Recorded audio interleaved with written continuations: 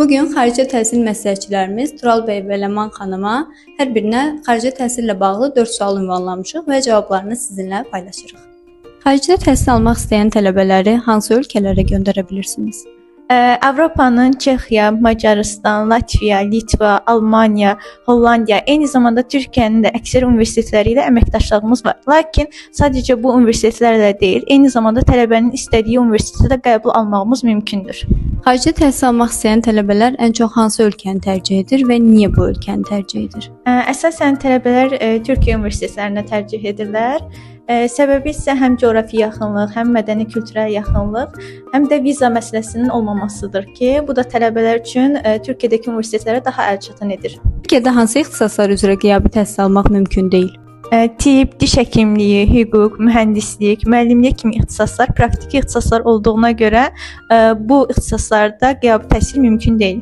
Xarici təhsil almaq istəyən tələbələr hansı aydan etibarən xarici təhsil şirkətlərinə müraciət etməlidirlər? Əsasən tələbələrin ən böyük etdiyi yanlışlıq zamanlamadır. Bu baxımdan tələbələr sentyabr-oktyabr aylarından etibarən artıq müraciətləri başlatmalıdırlar və öz istədikləri universitetə və öz istədikləri ixtisasa qəbul ola bilmələri üçün vaxtında müraciət etmələri şərtdir. Müraciət edən tələbələri hansı ölkəyə uyğun olub-olmadığını necə qiymətləndirirsiniz? Öncəliklə biz tələbədən tələbənin əlində olan sənədləri öyrənirik, hansı sənədləri var və tələbəyə öz tövsiyələrimizi bildiririk. Əgər tələbə bizim tövsiyələrə əsasən bizim ona təklif etdiyimiz ölkədə təhsil almaq istəyirsə, təbii ki, elə xidmət göstəririk və yaxud bizim tövsiyə etdiyimiz ölkədə ola bilsin ki, təhsil almaq istəməsin. O zaman hansı ölkədə təhsil almaq istəyirsə, ona uyğun olan universiteti müəyyənləşdiririk. Yenə də tövsiyələrimizi bildiririk. Əgər həmin universitetdə təhsil almaq istəyirsə, biz xidmətimizi göstəririk. Çünki, məsələn, tələbə ola bilər ki, Avropada elə bir universitetdə təhsil almaq istəsin ki, onun əldə etdiyi sənədlər, yəni mövcud sənədləri həmən ölkədə, həmən universitetdə təhsil almağına imkan verməsin. Dolayısıyla biz onu dəyərləndirməliyik və o tələbəyə doğru istiqamət verməliyik. Əgər tələbənin dil biliyi kifayət qədər deyilsə, amma Avropada təhsil almaq istəyirsə, bu tələbəyə necə kömək edə bilərsiniz? Ümumiyyətlə, Avropada foundation, yəni hazırlıq proqramları var. Həmən proqramlara əsasən tələbə ən az, yəni dil biliyi yoxdur dedikdə, yəni kifayət qədər dil biliyi yoxdur deyə nəzərə almaq lazımdır. Çünki tələbə ən az A2 B1 səviyyəsində, məsələn, ingilis dilində təhsil alacaqsa A2 B1 səviyyəsində ingilis dili bilgisinə sahib olmalıdır ki, orada foundation proqramları vasitəsilə öz biliyini daha da yüksəlsin, dərs ala biləcək, yəni universitetdə dərs ala biləcək səviyyəyə qədər gətirsin. Elə tələbə var ki, ümumiyyətlə dil bilgisi yoxdur və bu tələbə Avropada ingilis dilində hansısa bir ixtisasda foundation proqramında təhsil almaq istəyir. Bu mümkün olmaya bilər. Çünki ən azından onlara foundation proqramı vasitəsilə Azərbaycan dilindən ingilis dilinə keçməyəcəklər.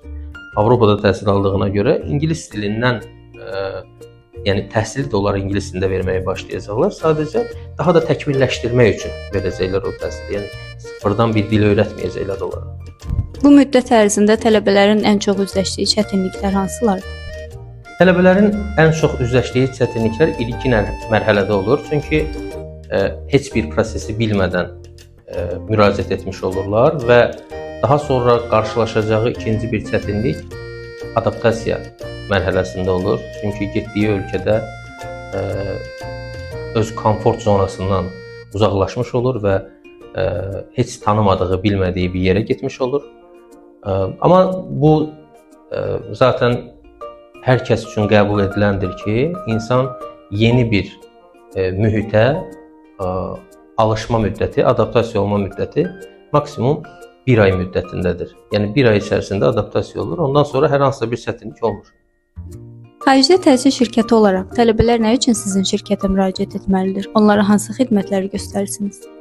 Biz tələbənin qeydiyyat ərəfəsindən sənədlərin yığılmasına, həmçinin universitet qəbuldan sonra qeydiyyat prosesinə qədər bütün mərhələlərdə tələbəyə dəstək oluruq. Ondan başqa, əgər ki, viza tələb edən ölkəyə gedirsə tələbə, həmən tələbə üçün viza mərhələsində də yardım edirik, yardım göstəririk.